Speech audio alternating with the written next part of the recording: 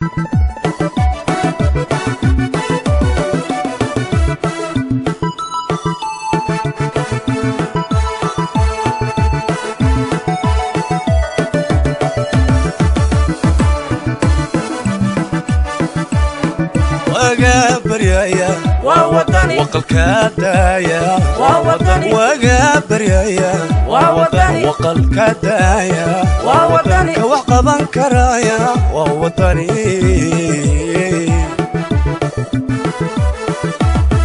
وقابريايا ووطني وقلكادايا ووطني وقابريايا ووطني وقلكادايا ووطني كوقبان كرايا ووطني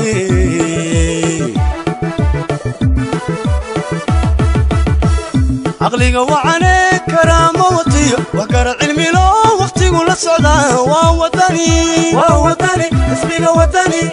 ووطني اسمي وطني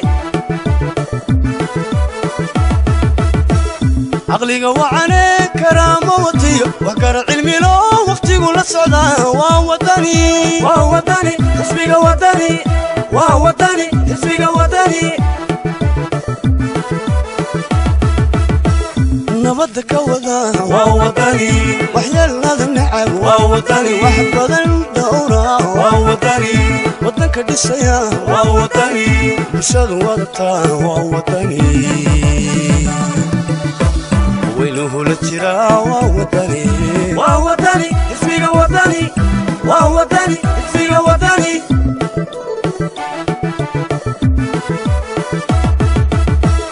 نبضك وذا ووطني وحيال هذا النعم ووطني وحب هذا الدورة ووطني وطنك دسيا ووطني بشاد وضطا ووطني ويله للترا ووطني ووطني اسمي وطني ووطني اسمي وطني. بسم الله الرحمن الرحيم. الحمد لله رب العالمين والصلاة والسلام على رسول الله. وصبتي واللحدي بشي طبناد لبكر استدي طبان وهيترو ايربود وسودوينتا يسوع قلبينتا قدومية حسب وطني مدن عبد الرحمن محمد عبد الله عرو أنا مرشح حسب جمهورية سوماليلاند. halkan waxa ku sugan jamaahiirtii xisbiga wadani oo ka yimid dhammaan gobolada oo dalka ka kooban yahay UK midna gudoomiye halkan waxa diyaar u ah cutubyo ka tirsan xisbiga wadani oo diyaar u ah salaantaada runtii dadkan waxay ka yimaadeen gobolada Sheffield, Bristol, Birmingham, Slough, Milton Keynes iyo dhammaan qaybaha ay ka kooban tahay magaalada London iyagoo halkan u yimid soo dhaweeyaan gudoomiyaha maanta oo ay runtii farxad u tahay inuu halkan gudoomiye ugu yimaado waxaan soo dhaweynaa gudoomiyaha xisbiga wadani dalka UK soo kelmad soo dhaweynta محمد علي محمد. بسم الله الرحمن الرحيم. الحمد لله رب العالمين والصلاة والسلام على رسول الله صلى الله عليه وسلم. قدوميه كسر دو لندن UK. نحن كسر دوينا هالكن قدوميه حسبك وطني UK مدن عبد الرحمن محمد عبد الله عرو. ومانتانو كسر دوينا هيترو ايربورت. سو كي من dalkii hooyo oo mudana la joogi doona UK insha Allah hadii ay baydmo halkan waxa jooga gudoomiye dadkii mas'uuliyiintii iyo taageerayaashii xisbiga in badan oo kamid ah oo sida Maxamed sheegay ka kala yimi meelo fara badan oo kamid ah wadanka UK muhiimadda ugu weyn inta xunbay soo dhaweynta soo dhaw gudoomiye bismillaahir rahmaanir rahiim wa sallallahu ala sayidina Muhammad wa ala alihi wa sahbihi ajma'in kunti farxad weyn bay tahay markii ugu horeysay doorashada kadib madaxtooyada inaan imaado dalka Ingiriiska caasimadda London waxaan aad iyo aad ugu faraxsanahay jamaahiirta iyo cutubiyada xisbiga wadani ma sha Allah Allah ciisaga Allah ee ka kala yimid gobolada waxa ka turjumaysaa taas calaamadna u tahay fariinna u tahay shacbiga reer Soomaaliland in xisbiga wadani ay ka go'an tahay in hoggaanka dalka ma sha Allah wixii warbixina fadhida damar kala qaadan doonaa aad iyo aad baan idinku mahadnaqayaa dhammaan reer wadani mas'uuliyiinta iyo taageerayaashaba dhammaan gobolada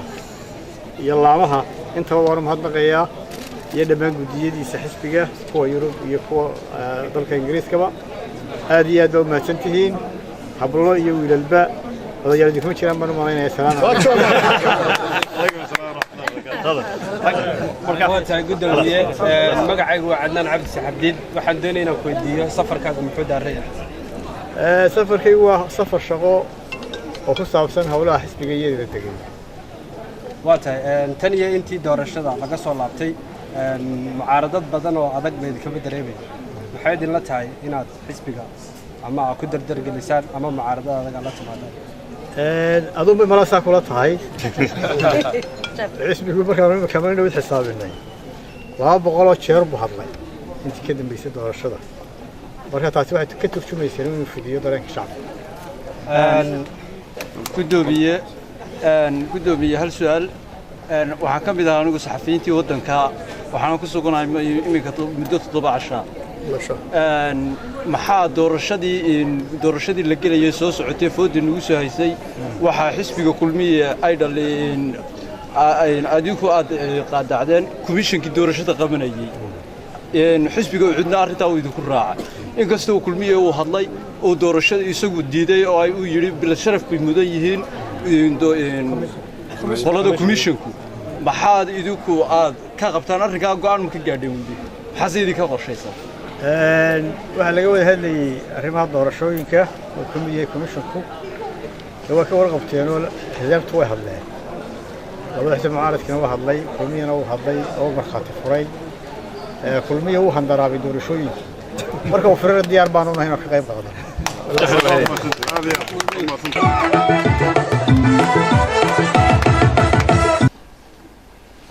himilada Soomaaliland waxa weeye haddana ay tahay inay hesho ixtiraaf biya garanaysaa ixtiraafka inoogu maqan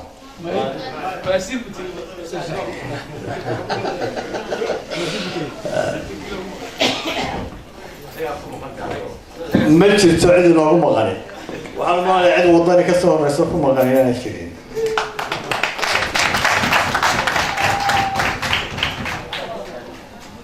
anigoo ku hadlaya oo idin metelaya magaciina ku hadlaya waxaan ogolaaday natiijadii doorashadii madaxtooyada oo aan arkayay in arrintaasi badbaado u tahay iyo midnimada qaranka shacabka Soomaaliyeed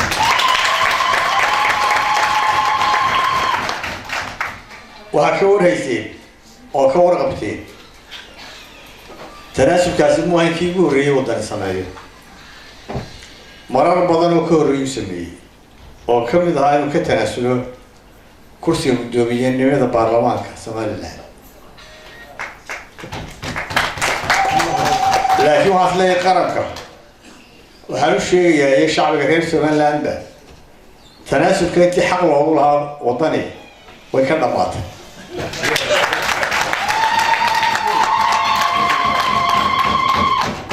sidaa daraaddeed xisbigu mar dambe tanaasuli maayo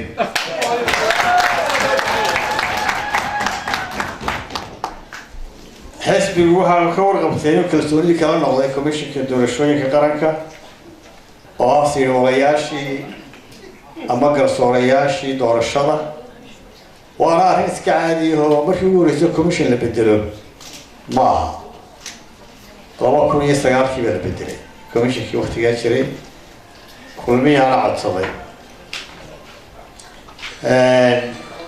waana guddi garsoor oo dhammaan shuruucda caalamka mid gaala iyo mid muslimba hadduu ninka kuma kalsooni inuu garnoqo dee uma garnoqo marka arrintaasi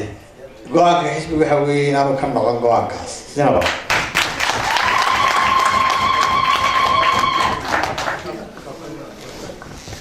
waxaan ogolaanay in laga wada hadlo arrimaha doorashooyinka oo komishinku ka mid yahay hase yeeshee waxaa ka warqabtaa kulmiye wadahadalkiina wuu furay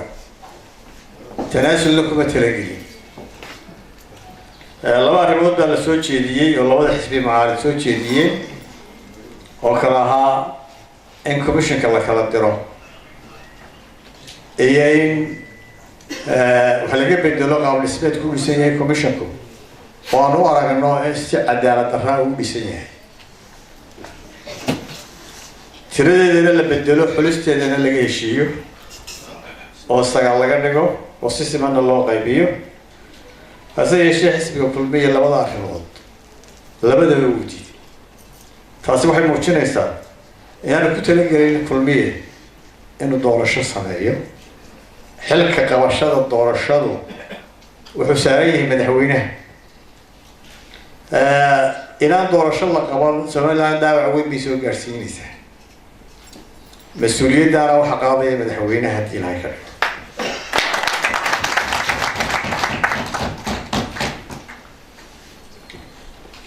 waa in doorashadii la qabtaa waa in commissionka la kala diraa dee haddii doorashaba la qaban waayo arrinku wuxuu isugu soo ururayaa taladii Faysal ee ahayd shirba qabanaya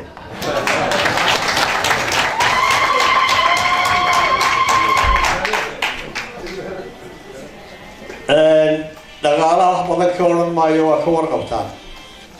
sicir barar baa jira maciishadii way qaaligarowday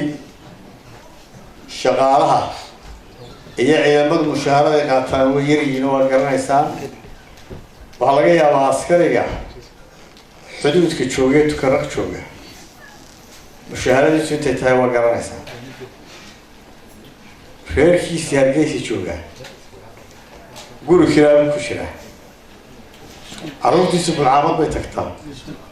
iskuulna way tagaan hadday doonaan oo lacag badan laga qaadaa bal idinku qiyaasa noloshu way adag tahay waxaa intaa dheer shaqo la-aan gaar ahaan dhallinyarada oo xad dhaaf ah waxaa laga yaabaa maalmo dhaweydna waa arkayseen intaasoo kun oo jaamacadaha ka baxay oo loo marka jaamacadduna waxay noqdeen warshadihii dadka shaqalaawayaashaa soo saara hadda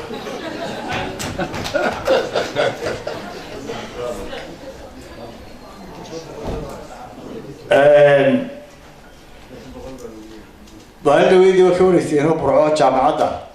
markii ardayda loo xidhayay sarkaal sare oo xukuumadda ka tirsanay wuxuu waxba ma jiraan iska tahriiba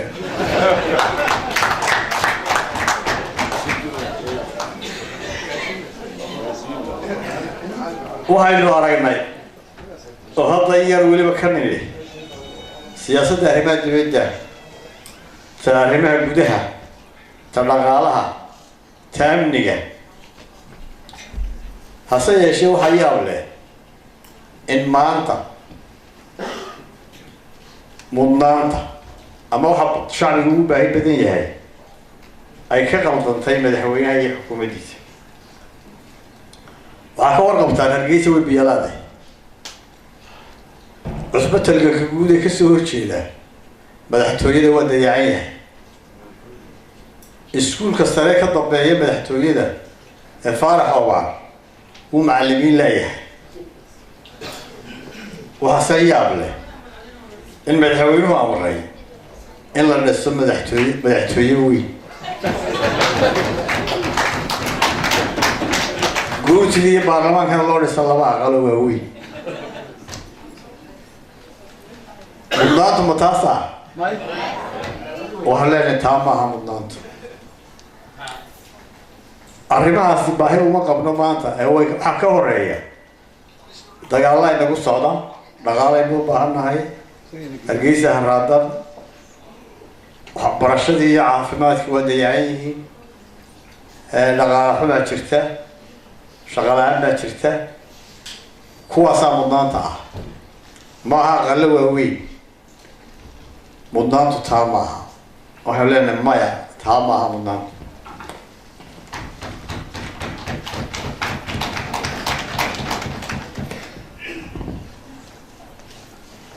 waxaas leeyahay halkaas waxaa uga bannaan xisbiga kaalin weyn kaalintaasoo ah inuu xisbigu isu dhigo u diyaargaroobo qorshaheedii samaysto inuu noqdo xisbigii Somaliland badbaadinayay shacbigeedana mideynayay taasi waxay ku imanaysaa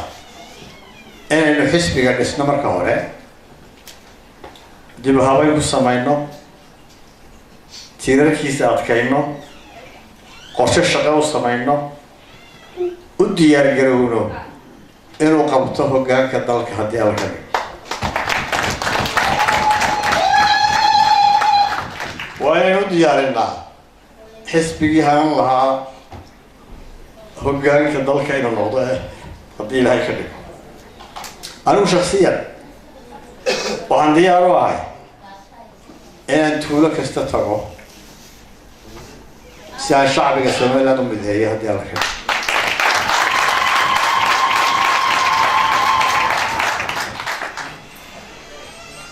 waxaan ku soo gunaanadaya oo caawa halhays ka dhiganaya qaranka Somaliland xisbiga waddan cidina uga lama lex jeclo badna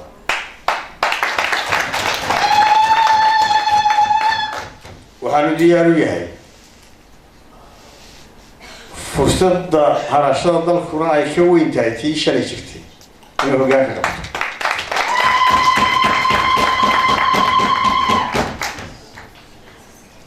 maanta Somaliland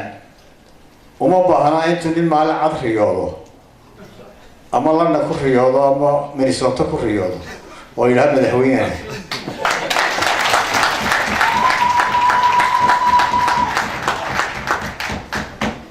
maanta uma baahnin jabhadaynay samaysmaan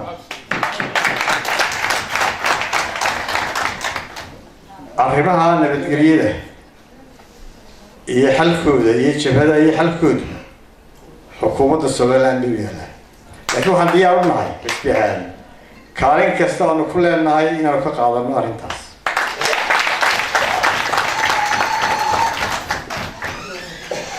waxaan kusoo gunaanadayaa muuse wuu tegayaa yaan la kala tegi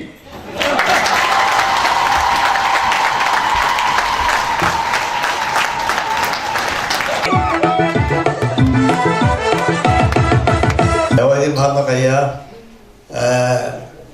fursadeynta ka badan waynu heli doonaa waxaan jeclaynaa sii jooga xisbigu himiladiisu ma aha inuu membership kula abuuro ma aha inuu guulaysto oo baawarka tago himiladiisu waxa weeye dalkan wuxuu arkaa in dhibaatooyin badani jiraan in maamul xumo jirto in cadaalad darra jirto himiladiisa koowaad waxa weeye inuu dalka badbaadiyo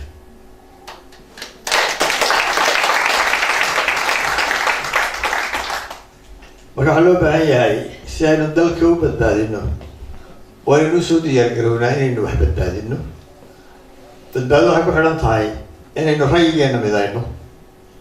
oo xuduudeeda midayno oo midnimo ku shaqayno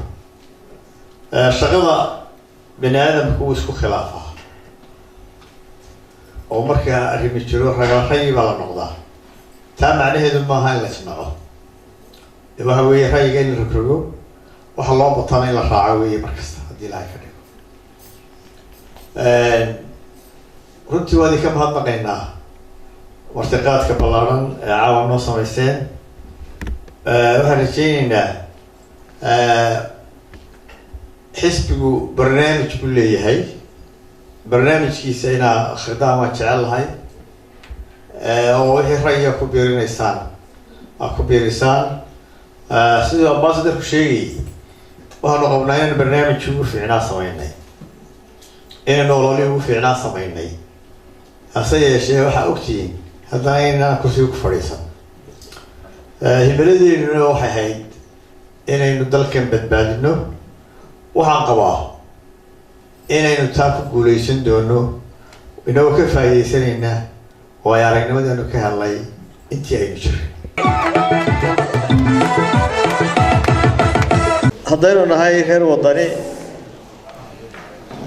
waxaynu doonaynaa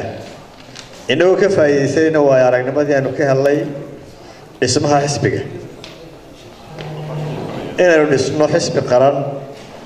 oo casri ah oo ku salaysan xubnihiisa ama membershipkiisa ama ishtiraaga xubnihiisa oo aan ku dhisnayn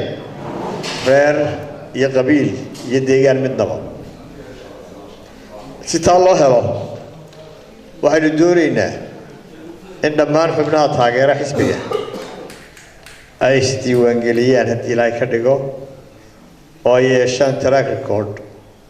xubin kasta laga heli karo macluumaadkeeda sawirkeeda laanta ay ka tirsan tahay hadday tahay gudaha iyo hadday dibadda tahayba wararkaas sugan aanu helaynaa waxaa weeye dadka reer Somaliland degan halkan ilaa 5 kun oo qoys bay gaadhayaan haddaynu doonayno inaynu Somaliland badbaadino 5 kun oo qoys waxaan ugu baaqaynaa inay wadani ku soo biiraan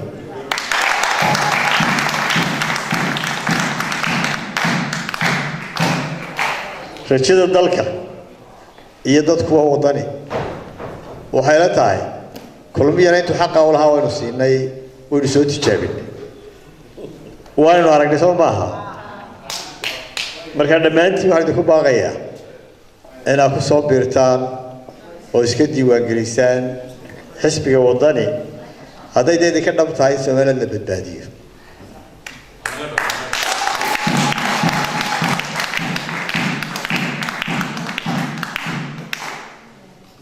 waxaan runtii maalin dhaweyd waan ka hadlay imikana waan ku celinayaa dadka aynu walaalaha nahay ee ku nool Sool gaar ahaan koonfurta Sool colaad baa dhex martay dad tiro badan oo walaalaheena ku dhintay qaar kale ku dhaawacmay colaadii weli way taagan tahay nabad waxa la isku dayay in la xidho hase yeeshee iyadoon xidhmin baa ciidamadeenu ka soo baxeen taasi waxaan arkaynaa in khalad ahayd mid degdeg waxaan mar kale ku baaqaynaa dadka walaalaheena ee halkaas ku dilaya inay colaadda joojiyaan inay dagaalka joojiyaan wixii naga dhintay noo soo noqon maayaan wixii dhintayna Ilaahay ha shaafiyo wixii dhintayna Ilaahay ha naxariisto wixii dhaawacmayna Ilaahay caafimaad ha siiyo waxaan ugu baaqaynaa in la gurmado oo Somaliland gurmato oo culimadu gurmato oo dhaqanku gurmado oo haldoorku gurmado oo nabadda la xidho waan ugu baaqaynaa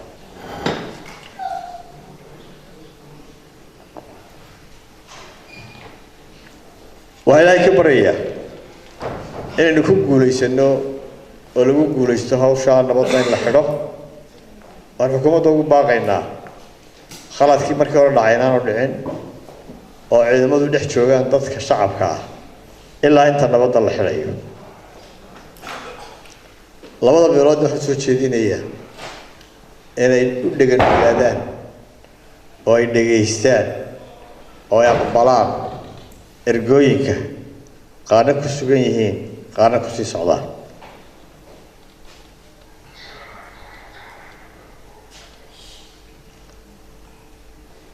waxaan ku darayaa kelimad ku saabsan commissionka waxaan doonayaa inay taariikheena ku daro markii ugu horreeyay commission la bedelo maaha xisbigii ugu horreeyay codsaday in commission la bedana wadani maaha waa ka warqabteen dhammaantiin way joogteen 2009 xisbiga kulmiye wuxuu codsaday in guddiga doorashooyinka la bedelo waliba guddi aan doorasho qaban oo sabab loo bedelaanay jirin wuxuu kala ku daray doorashadii deegaanka oo la qaban lahaa yaan la qabanin ee madaxtooyada ha laga dambaysiyo madaxweyne riyaale ma odhan maxkamadda taga labadii uu aqbalay si doorasho u qabsanto wadani wuxuu ku yiri commissionka la bedelo kaliya waxaanu leeyahay commissionka la bedelo doorashooyinkiina hal wada qabto anagu kuwa duba loo dhigay milina ku leenahay labadii doorashada hal la qabto xilligii uu soo jeediyay commissionka in la kala diro waxay bishii saddexaad waxaana doorashada ugu markaa qabsoomaysay March 2019 bisha saddexaad sanadka soo socota maalin dhawad madaxweyne wuxuu 10 bilood baa loo baahan yahay si doorasho loo qabto waqtigan soo jeedinay waxa ka dhinaa 13 bilood in commissionka la kala diro doorashadana waa la qaban karay sidoo isagu sheegayna waqti ka badan intii uu sheegay ka badan baa markaa la helay waxaanu si ku celinaynaa in commissionka la kala diro waxaanu kala soo jeedinaynaa in qaabka loo xulo sida xisaabta mucaaradku isku raacday oo ku salaysan tiro kala badan oo cadaaladda ka fog axsaabtu sidoo kale haystaan in wax laga bedelo tiradooda la bedelo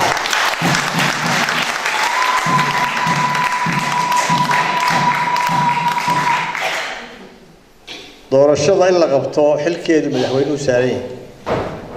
madaxweynaha waxaan leenahay doorashadii qabo commissionkana kala bedel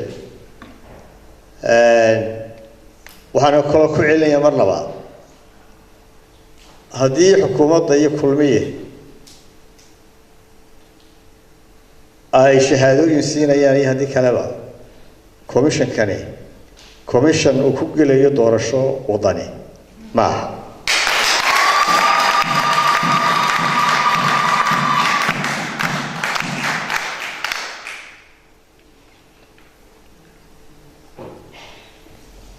waxaan ku soo gunaanadaya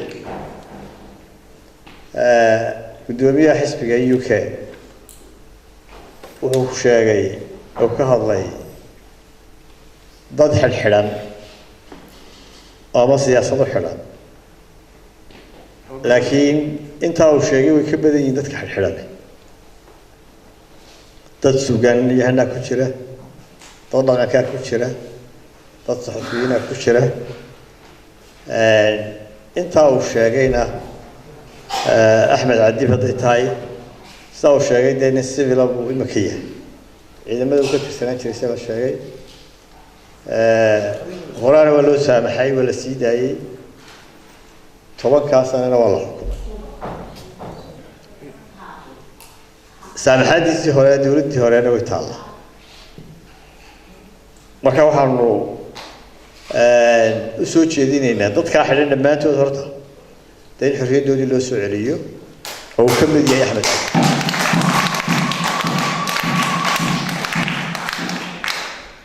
abwaan baashe iyo saaxiibadiisa la xidhan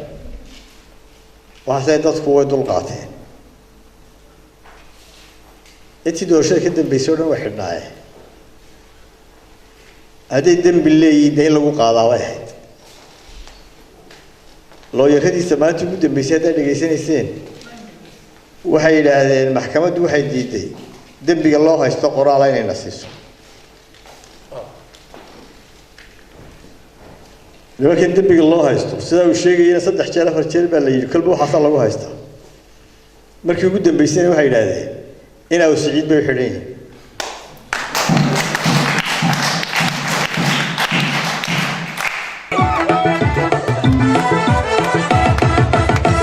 waxaan ku salaamayaa السلام عليكم ورحمة الله وبركاته. وحرم هاتنا يا هير مانشستر يا جريد مانشستر يا ليفربول يا لامها كلا كسوق يبغى حفلة أي شفيلد كميتيين وحسيت على قسم هاتنا يا لما رضياشة gobolkan aynu maanta nimi xisbiga iyo laanta xisbiga iyo madaxdiisaba waxaan waliba gaar ugu sii mahadnaqayaa gudoomiyaha garabka haweenka oo halkan laga sheegay kaalintii ay ku lahayd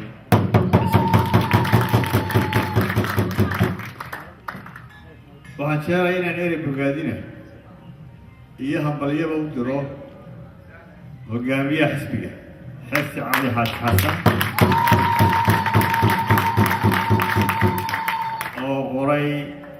taariikh ka mid noqon doonta taariikhaha Somaliland oo xusuus qorkii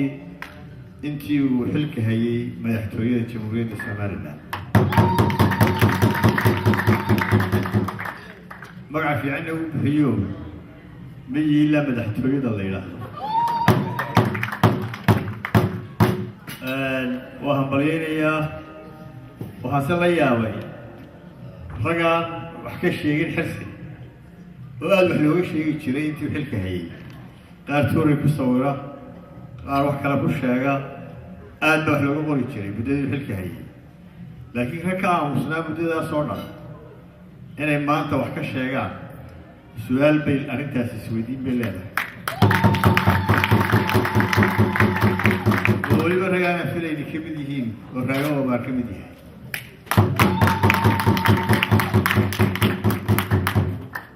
doorashada kadib xisbigu wuxuu sameeyey qiimeyn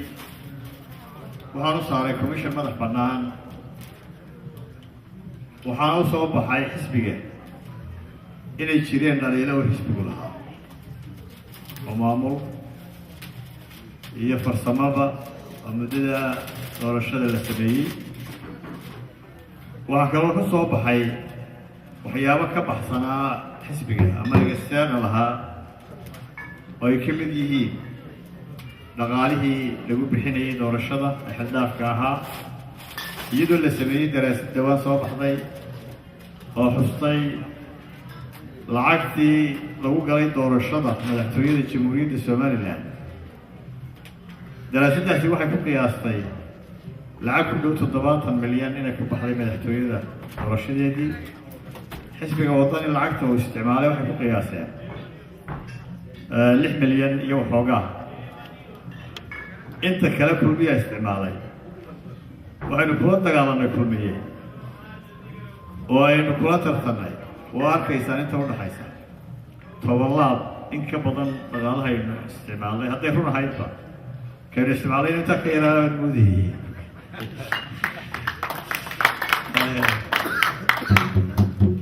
marka waa arkaysaan markii ugu horeysay waxaa la tuhunsan in dawladdu ka soo qayb galeen doorashooyinkeena awooddii dawladda la isticmaalayay waxyaabo badan oo ka baxsan dee nidaamka iyo asluubta doorashada ayaa lagu ololeynayay ka mid tahay qabyaaladdu marka kuwaas may ahayn iyo mekanismkii dawladdu lahayd oo dhan oo si khaldan loo adeegsanayay hadday tahay resource hadday tahay ciidamadii nabadgelyada waxyaabahaas oo dhamme waxay ahaayeen wax ka baxsan runtii dee awoodda xisbiga wuxuu ku tartamayay inuu quluubta dadka hanto hase yeeshee kulmiya wuxuu ku fekerayay farsamooyin kale oo idinku wada garanaysaan runtii waxaa ka soo baxay daraasaddaas in xisbigu u baahan yahay qorshayaal cusub oo ugu diyaargaroobayo mustaqbalka dhalilaha ugu weyn xisbiga ama gaabiska xisbiga waxaa ka mid ahaa dhaqaale marka aynu u baahanay in la nimaadno strategy oo xisbigu kaga ugu diyaargaroobayo si uu u buuxin lahaa kaalinta dhaqaalaha waxaa kaloo xisbigu ka soo baxay cilmi baadhistaas inuu xisbigu u baahan yahay inuu sameeyo reform weyn ama dib u habeyn waxaa ka soo baxay si loo helo lagu guulaysto doorashooyinka dambe hadday tahay baarlamaan iyo deegaan iyo madaxtooyeba in xisbigu u diyaargaroobo wacyigelintii hore ka ballaaran xisbiga waxaa kaloo loo baahday strategy iyaduna cilmi baadhisa oo mar walba lagu ogaanayo weaknesseska xisbiga ilaahay ka dhigo xisbiga wadani markii horena xisbi qaran buu ku bilaabmay oo asleeyahay markuu deegaanka gelayeyna wuxuu ka soo dhex baxay 15 urur waa ururkii qulaha ka soo baxay dhammaan gobollada ku guulaystay doorashadii madaxtooyada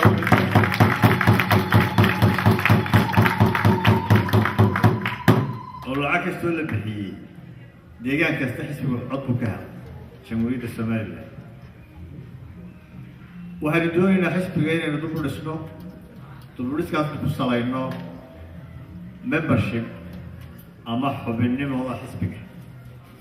waxaynu doonaynaa xisbigu ku salaysnaado xubnihiisa iyo membershipkiisa ee aanu ku salaysnaanin abtirsiimo iyo deegaan iyo reer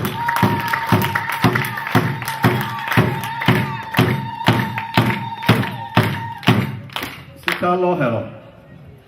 waxaa loo baahan yahay muwaadiniinta reer somalilan ee tijaabisay kulmiye ee ku khasaartay inuu dhammaanteen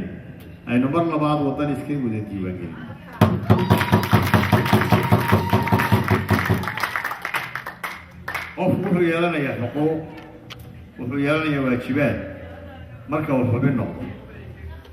nin baa maanta iga sheekeeyey sheeko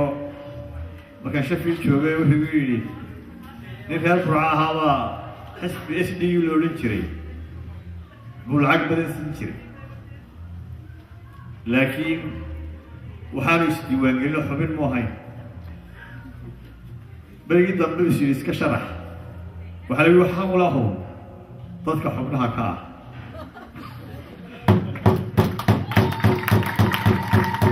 marka waxaan ka codsanayaa dhammaantiin inaynu isdiiwaangelino dadkii xisbiga dhaqaalaha siin jiray kuwa maanta raba inay isqoraan iyo kuwii lacagta dheeraadka siin jiray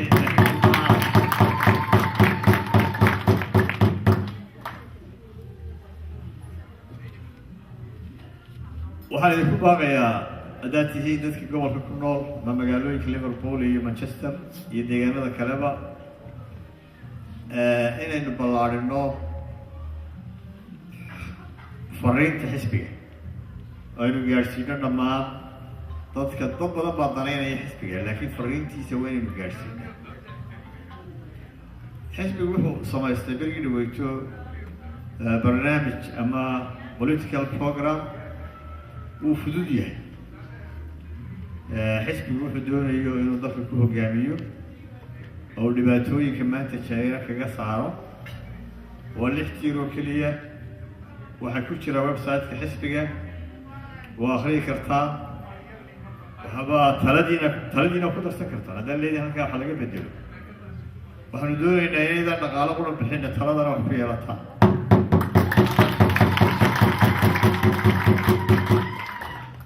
xisbigu doorashuu diyaar u yahay maanta diyaar u yahay laakiin komishinka doorashooyinka hadda jira xisbigu ku geli maayo doorasho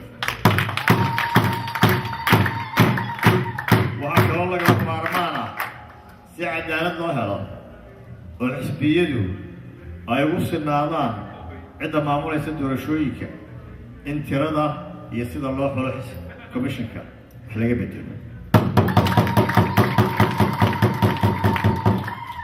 waxaa laga yaabaa in lagu murmo doorashada horta qabashadeeda ayaa ka mas-uula sida dastuurku sheegayo madaxweynaha ka mas-uula axsaabta mucaaradka kama mas-uulaha laakiin waxaanu diyaar u nahay doorasho maanta haddii la qabanayo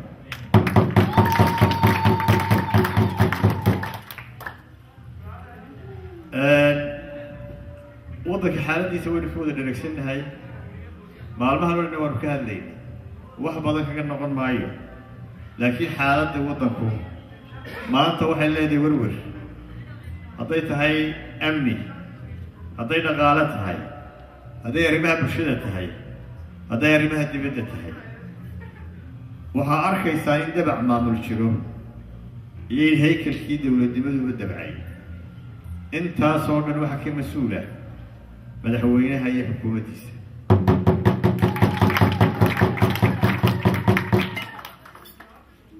xukuumaddu waxaa loo baahan yahay xilkii loo doortay inay ka soo baxdo waxaa loo baahan yahay dadka walaalaha ku dhaawacmay maanta dagaal ka socda sool in xilkeedu iyaga saaran yahay oo ka dhaawacay la dhaawac tiro loo baahan yahay dadka halkan ku dhaawacmay puntland xilkama saarna soomaaliyana in wax ka saaraada ma ahayn somaliland bay ka saaran yahay haddaynu kaalinteenna buuxin weynana dee cid kale buuxin doonta